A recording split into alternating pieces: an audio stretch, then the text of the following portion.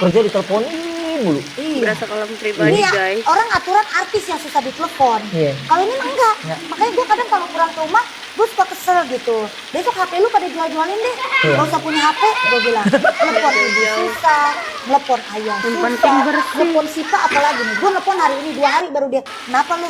Ya. Gue suka kesel gitu. Makanya gue tuh selalu punya nomor telepon orang rumahnya dia. Oh. Jadi kalau ada apa-apa, telepon panggil Bu Sita. Iya. Saya ada perlu gitu atau ada apa gitu. Yang Oh, artis malah ini dia- siapa sebenarnya? Giliran mereka telepon gua nih, bunyi kan HP gua emang sepi kan. Iya. Ketika masuk telepon langsung gua juga lupa. Gua kadang diri gua mau ngancam lo lihat ya. Lo lihat ya besok kalau gua telepon gua nggak angkat ini. Tapi nggak bisa. Ibu nelfon apa siapa nelfon? Halo, cepet banget gua ngangkat gitu. Maksud gue. Iya. Terlalu cepet gitu loh gua kadang.